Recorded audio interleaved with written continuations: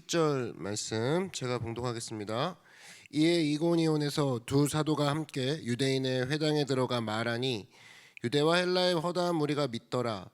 그러나 순종하지 아니하는 유대인들이 이방인들의 마음을 선동하여 형제들에게 악감을 품게 하거늘 두 사도가 오래 있어 주를 힘입어 담대히 말하니 주께서 그들의 손으로 표적과 기사를 행하게 하여 주사 자기 은혜의 말씀을 증언하시니 그 시내에 무리가 나뉘어 유대인을 따르는 자도 있고 두 사도를 따르는 자도 있는지라.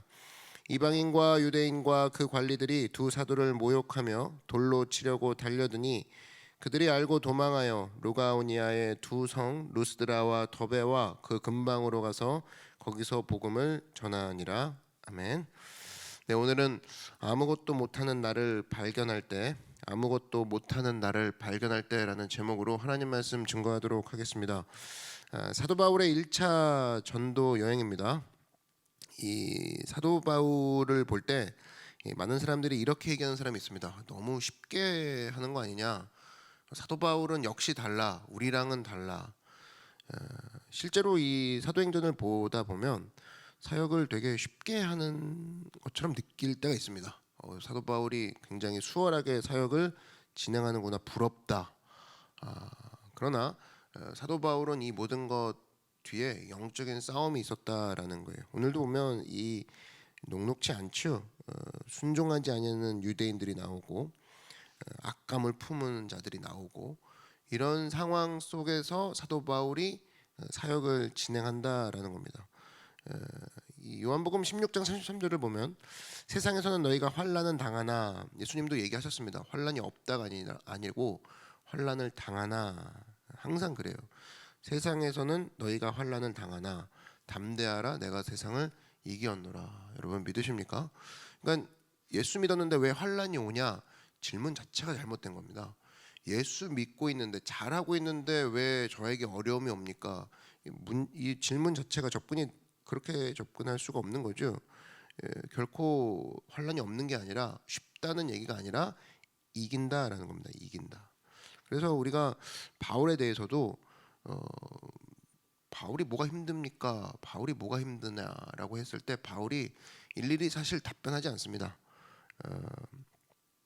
딱 한 번 하는 적이 있죠. 고린도후서 11장 23절에 스스로 이렇게 말을 합니다. 정신없는 말을 하거니와 나는 더욱 그러하도다.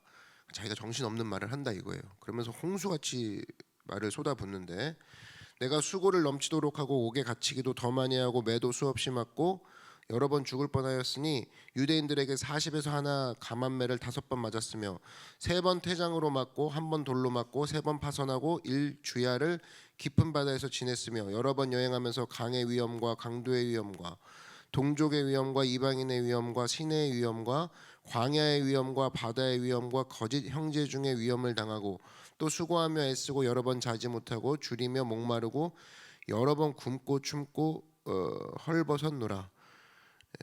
제가 웬만한 거 남의 고통을 다 외우는데 기도 제목 올라오면 이건 너무 많아서 못 외웁니다. 쏟아붓는 감정이죠. 그러니까 뭡니까?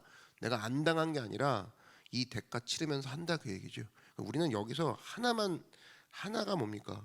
뭐 2개, 3개 요 정도 막 겹치는 거 상상만 해도 엄두가 안 나죠. 제가 여행하면서 어려움 겪었습니다. 강도도 만났고요. 그 다음에 형제까지 저에게 거짓말을 쳤습니다. 뭐 이건 우린 상상하기도 싫은데 사도 바울이 이걸 다 겪었다라는 거예요. 근데 안 당한 게 아니라, 없었던 게 아니라 대가 치렀다 이겁니다. 그럼 우리가 질문이 당장 나오는 게 그거죠. 사도 바울은 무엇 때문에 이것을 했나? 무엇 때문에 이 대가를 치렀나? 바로 하나님 말씀 때문이라는 겁니다. 그러니까 여러분 침체를 겪고 있습니까? 살아나는 방법을 알려드릴까요? 말씀이라는 거예요. 말씀. 생명력이 있는 게 말씀밖에 없다라는 겁니다. 그러나 이 말씀을 떠나면, 이 생명 되신 말씀을 떠나면 다 무너진다라는 거예요. 빈 부대 이야기 한번 했죠. 그 빈 부대를 똑바로 세우는 방법이 뭡니까? 여기다 뭐 전분 가루를 뭐 묻히나요? 그 어떤 본드를 붙일 건가요? 그렇게 돼서 될 게 아니라, 기둥에 걸쳐놔서 된다는 게 아니라 빈 부대를 세우는 법, 그 안에 꽉 차면 된다고 했죠. 그 안에 말씀을 꾹 채우면 아무리 허물어져가는 힘이 없는 인생을 할지라도 든든히 선다라는 겁니다. 그래서 여러분 어떤 때는 이런 거예요. 빈 부대 입장에서 한번 보면 사실은 억지로라도 그 안에 내용물을 집어넣으면 쓰게 되는 거죠. 우리가 말씀을 읽을 때 항상 꿀송이와 같이 달지 않을 때가 있어요. 물론 감사하죠. 꿀송이처럼 뭐 읽을 때마다 막 눈물 나고 읽을 때마다 달콤 스윗하면 그때가 참 은혜인데, 그렇지 않을 때도 있죠. 말씀이 눈에 안 들어올 때도 있다고. 그러나 그렇다 할지라도 하나님께서는 내가 읽기 싫어도 하나님은 고난을 통해서 나를 억지로라도 읽게 만드시는 경우가 있다라는 겁니다. 그게 바로 뭐예요? 쓰러져가는 빈 부대에 억지로 그 내용물을 채우셔서 세우게 만드는 모습과 똑같다라는 거죠. 여러분, 엄마들이 아이들 밥을 줄 때 어떻게 합니까? 특별히 밥 아니라 약 같은 거 반드시 먹어야 사는 상황. 그 상황에서 아이가 안 먹으려고 할 때 엄마가 그냥 포기합니까? 그러지 않죠. 약간의 고통을 주죠. 코를 탁 막고, 그죠? 입에 탁 털어놓고 아이가 막 울던 뭐 하던 살살 달래기도 하지만 그게 안 될 경우에는 그냥 약을 막 탁탁 털어넣는. 그때 애는 막 울죠. 막 엄마 왜 이러냐고 나한테. 근데 엄마는 넣어야 됩니다. 왜? 애를 살리기 위해서. 억지로라도 먹여줄 때가 있다라는 겁니다. 그래서 요즘 말씀이 안 읽혀요. 뭐 그런 상황이 온다 그러면 걱정 마십시오. 하나님이 고난을 줘서라도 그 말씀을 읽게 만들 때가 있다라는 겁니다. 한마디로 말씀이 들어가지 않고서는 설 수 없다라는 거예요. 요즘 말씀이 안 읽혀요. 그러면 하나님이 먹이신다니까요. 요즘 말씀이 읽혀요. 그러면 또 그것 가운데 은혜가 있는 것이고, 하나님은 언제나 우리가 입맛 좋아서, 여러분 목사인 저도요 입맛이 나쁠 때가 있습니다. 이 밤낮 하나님 말씀을 보다가 보면 이 말씀이 나에게 맞는 말씀인가? 이 말씀이 나에게 오히려 힘듦을 주고 무게감을 줄 때, 근데 그런 상황에서 어떻게 하나님이 인도하시냐? 말씀을 읽지 않고는 견딜 수 없는 상황으로 하나님이 이끄실 때가 있다라는 거예요. 그게 좋으신 하나님인 거죠. 어떤 목사님도 그렇지 않습니까? 민주화 운동하다가 감옥 갔어요. 근데 참 부끄러운 이야기를 하면서도 자기는 민주화 운동은 했지만 성경 일독을 못했대요. 그런 목사도 있나 보죠. 근데 거기서 감옥에 들어가서 성경 일독을 했대요. 그래서 자기는 어떻게 보면은 그 감옥에 들어간 게 감사한다고. 우리 인생도 마찬가지죠. 갑자기 열심히 일하다가 갑자기 백수로 놀게 만들 때가 있습니다. 너무 심심하게, 너무 할 일이 없게끔. 그때 뭐 인터넷도 다 끊어지고, 뭐 지금으로 말하면 전체적인 뭐 우리 대한민국이 뭐 코로나 그랬을 때 다 그냥 경지 상태인 거죠. 그때 왜 그런 상황이 벌어지는 거예요? 하나님이 내 코 잡고 마치 약 집어넣는 엄마처럼 말씀을 집어넣으시는 거예요. 그래서 여러분, 인생을 하나님 말씀으로 채우시기 바랍니다. 빈 부대 같은 내 인생에 하나님이 억지로라도 말씀을 채우셔서 세우게 만드는 상황이 있다라는 거예요. 그 상황을 놓지 마시고, 직장인이라 그러면은 직장 다니면서 힘든 일이 있을 때 말씀을 막 읽게 만들죠. 백수라 그러면은 백수라는 그 아픔, 또 백수라는 그 여유로움, 이걸 통해서 말씀을 막 집어넣습니다. 그 이 두 가지 상황 하나도 다를 바 없다라는 거예요. 언제나 말씀을 통해 세우려고 하시는 그 주님의 마음을 읽고 말씀 가운데 인생의 빈 부대를 채우는, 시간 낭비하지 않는 우리가 되기를 주의 이름으로 축원합니다. 세상은 그래요. 세상은 말씀 안 읽어도 된다 그겁니다. 한마디로 세상 쪽에 뭔가 척하는 게 있죠. 세상 쪽에 뭔가 있는 게 있다.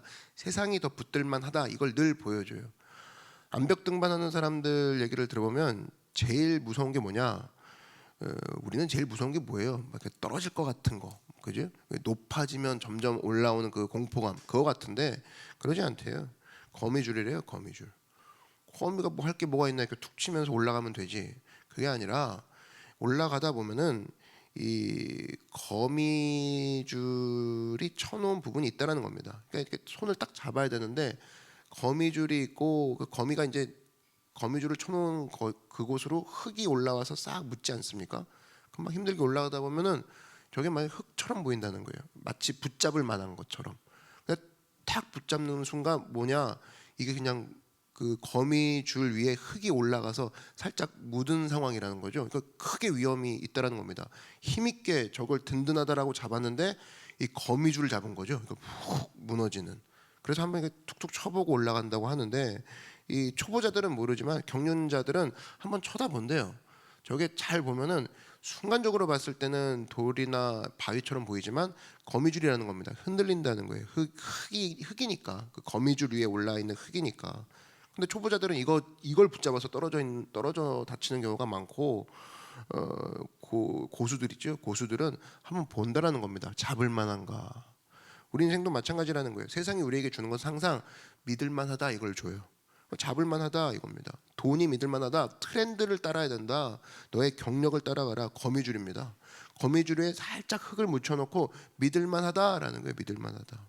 근데 그거 붙들고 나가다가는 무게중심이 전부 다 거기에 쏠려서 붙잡다가는 흙처럼, 마치 흙을 붙잡은 것처럼 고공 중에서 가장 높은 곳에서 제일 조심해야 될 그 상황에 거미줄 붙잡은 인생, 그래서 떨어져 죽는 인생이 된다는 겁니다. 우리가 제일 안전한 길은 뭔지 아십니까?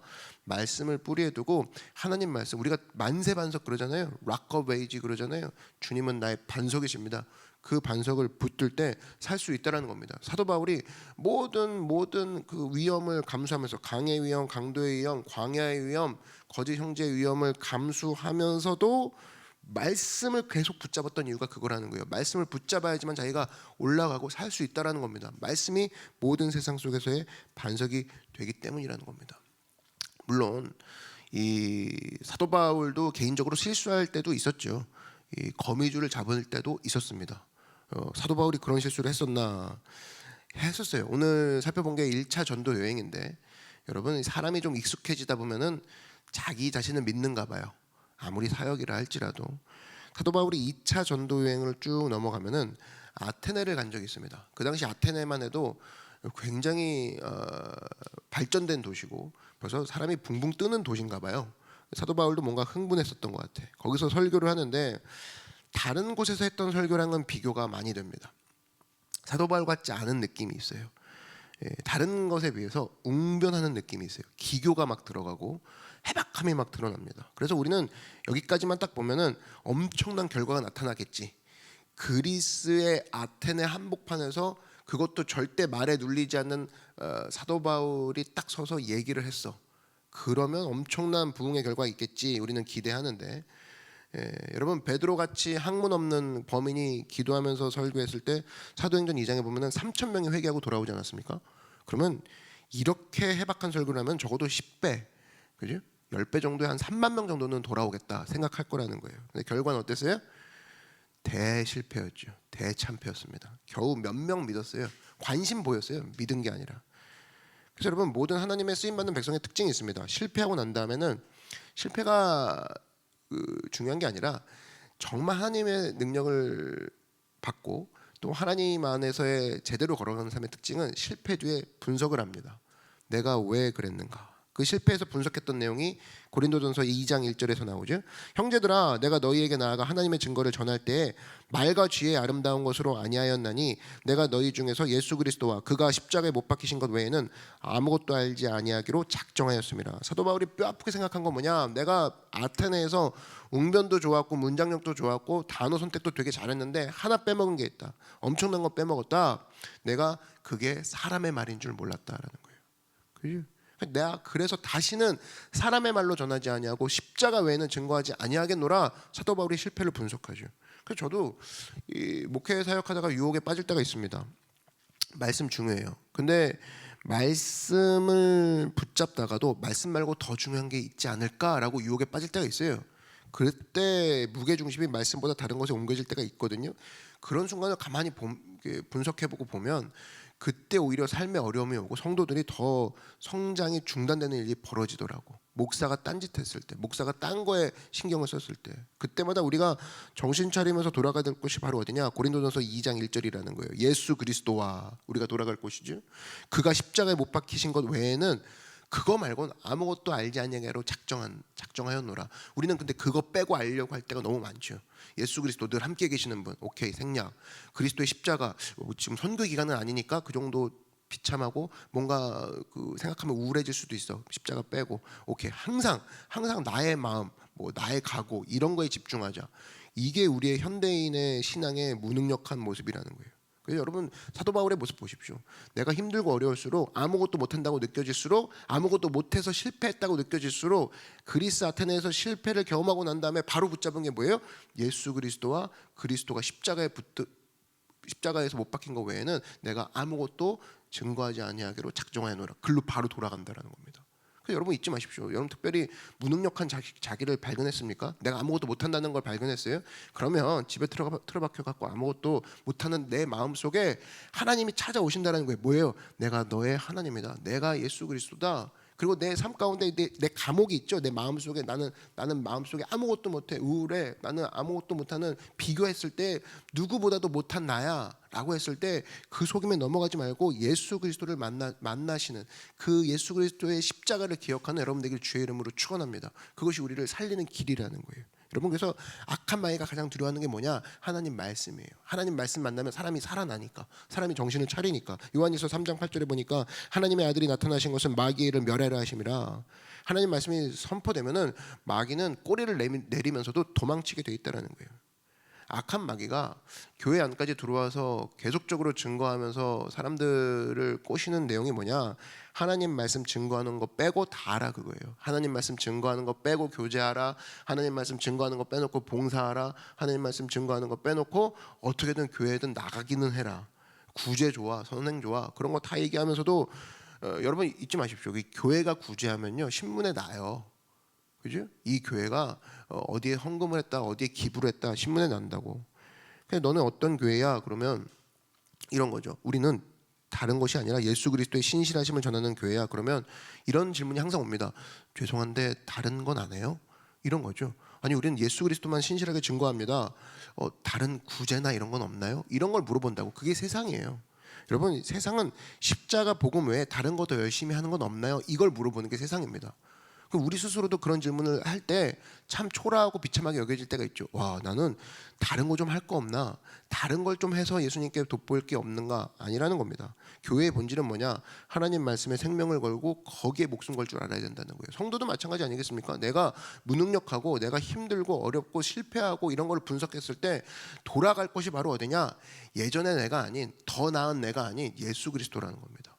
그래서 더 나은 나의 친구를 비교하기 시작하고, 내가 돈이 없어서 그래, 이 환경이 따라주지 않아서 그래, 건강이 없어서 그래, 이 모습을 비교하기 시작하면 끝도 없는데 예수 그리스도로 돌아가기 시작하면 말씀이 우리를 살리신다라는 거예요. 그게 우리에게 구원을 주고 우리에게 해결을 주고 그게 우리에게 새 능력을 준다라는 겁니다. 오늘도 내가 초라하고 낙심하고 생각지도 못한 무능력 가운데 나를 발견할 때가 있어요. 아마 오늘 발견하는 사람도 있을 겁니다. 월요일날 기분 좋은 마음으로 예배드렸는데 오늘 오후에 찾아오는 그 낙심, 나는 아무것도 못하는구나, 무능력하구나, 그때 계속 그렇게 살 거냐? 나 스스로에게 물어보십시오. 나 계속 이런 거 올 때마다 이렇게 살 거냐? 아니라는 겁니다. 하나님 말씀에 인생을 거십시오. 이 모습을 통해서 여러분 삶의 전성기가 올 줄 확실합니다. 왜? 말씀 우리를 살리는 힘이 있기 때문에 그렇다는 거예요. 그러면 이 하나님 말씀을 가장 능력 있게 사용하는 방법은 뭐냐? 오늘 한 가지인데, 주의 성령의 도우심을 구하라 이겁니다. 주의 성령의 도우심. 오늘 3절을 보시면 사도행전 14장 3절에 두 사도가 오래 있어 주를 힘입어 담대히 말하니 주께서, 이렇게 되어 있습니다. 주께서에 오늘 동그라미 치시고 그들의 손으로 표적과 기사를 행하게 하여 주사에 넘버링 1번 하시고 자기 은혜의 말씀을 증언하시니, 여기에 2번. 그죠? 보세요. 이 문장의 주어가 누굽니까? 주께서죠. 주께서 주님입니다. 주를 힘입어 담대히 말하니 주께서 뭐를 하게 하셨어요? 표적과 기사를 행하게 하여 주셨고, 사도들이 행한 게 아니에요. 주님이 행하게 하셨고, 사도들이 그러면은 준비해서 설교문 들고 올라가서 말씀 증거한 거 아닙니까? 아니에요. 자기 은혜의 말씀을 증언하시니, 자기 은혜라고 분명히 말씀하시죠. 성령께서 자기 은혜를 증언하게 하셨다라는 거예요. 인간은 철저히 수동태라는 겁니다. 하는 게 없어요. 우리는 어떤 존재입니까? 수동적 존재예요. 수동적 존재, 쓰임 받는 존재인 거죠. 어떤 큰 교회 담임 목사님 얘기입니다. 중대한 수술 받게 됐어요. 목사님이 암이 걸리셨어요. 근데 수술실 들어갔는데 이 초기가 아니었어요. 암 초기가 아니었어요. 그래서 이런 생각하게 되죠. 내가 수술실 들어가서 못 나오면 천국 가는 거 아닌가, 그죠? 근데 그 순간에 마음은 평안하다 붙잡고 들어갔는데 생각보다 자기가 준비가 많이 안 됐다는 것을 느꼈습니다. 야, 이게 답답하구나. 뭐가 확 오냐면 내 영혼은 뭐 그렇다 치는데 내가 없는 교회를 생각하니까 그 다음부터 막막하더라는 거예요. 담임 목사가 암이 걸렸는데 이 내 뒤에 있는 후임, 그 내가 없으면 이 돌아가지 못할 교회 행정 이거 생각하니까 가슴이 턱 막히더라는 겁니다. 거기서 막 느낌이 오는데 의사가 와가지고 환자복 이제 수술복을 입히고 그 다음에 이제 수술대 올라가는 상황을 막 절차를 막 진행을 하는데 자기가 느낀 게 있어요. 아무것도 할 수 있는 게 아무것도 없다라는 거예요. 자기는 지금 수술 들어가야 되고 의사에게 자기 그 목숨을 맡겨야 되는 상황이니까 자기는 이제 담임 목사가 아니라 위치가 수술대에 올라가는 환자라는 거예요. 아무것도 할 수 없는 상황.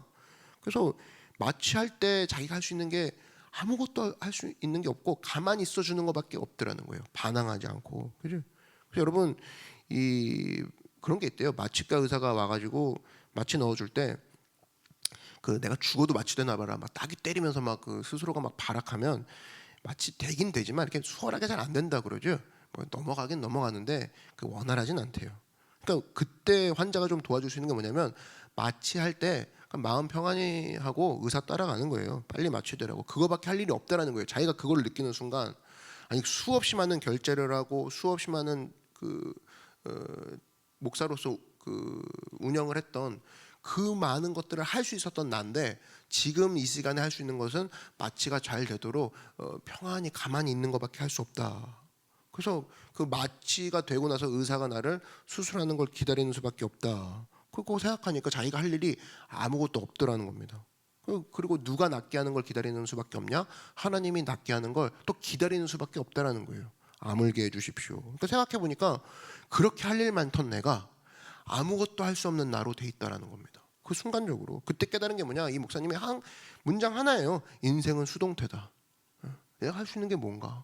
오늘 당장이라도 내가 사고를 당해서 수술실에 들어가면 할 수 있는 건 마취 잘 되게끔 선생님 살려주세요. 하나님 낫게 해주세요. 이거밖에 없다라는 겁니다. 자기는 이제까지 꽤 큰 목회를 하셨던 목사님인데 이제까지 자기가 인생을 능동적으로 하는 줄 알았대요. 자기가 계획 세우고 자기가 시간 짜고 얼마나 잘합니까? 그 목사님들. 약속 장소로 이동하고 조절하고 그죠? 목표형에 나가고 이루어진다고 체크하고 할 일 투두리스트 작성하고 그게 인생인 줄 알았는데 그게 아니라는 겁니다. 인생은 그 목사님이 깨달았던 게 인생은 수동태다 이거 깨달았어요.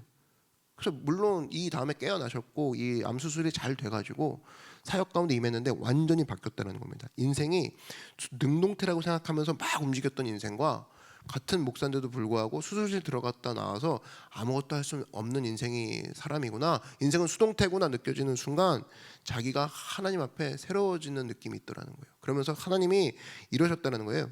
자기를 수술실에서 약하게 만드시면서 사역의 군더더기를 다 빼내시더라는 거예요.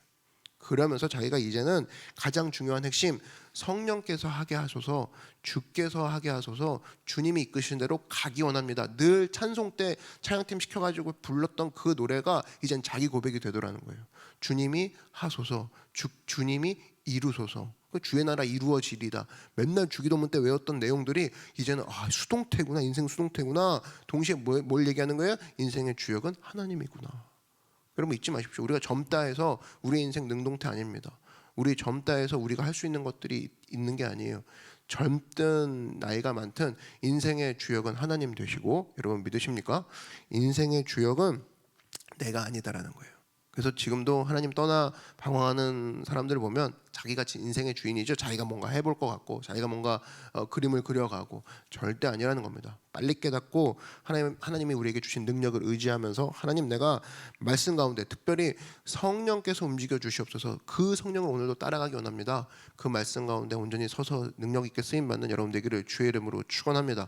이 시간 기도하겠습니다. 기도하실 때 어려움 당한 사람 있습니까? 특별히 무능력 가운데 접할 때가 있죠. 그때 철저히 자기가 무너집니다. 하나님 나 아무것도 못하네요. 이런 나를 왜 만드셨습니까? 저 이렇게 바보같이 살아도 되겠습니까? 아니라는 거예요. 그걸 통해서 너는 수동태고 내가 너를 인도하마 하나님이 알려주시는 사인이라는 거예요. 오늘 하나님 나를 인도하여 주시옵소서. 주께서 나에게 힘 주시고 아무것도 할 수 없는 나를 발견했사오니 참 다행입니다. 주님이 하실 수 있다는 것을 보여주시옵소서. 주님만 믿고 따라 나갑니다. 이 모습을 붙잡고 나를 그 믿음 가운데 지켜보아야 달라고 우리 주님의 이름 한 번으로 다 같이 간구하겠습니다. 주여, 사랑해 주님 감사.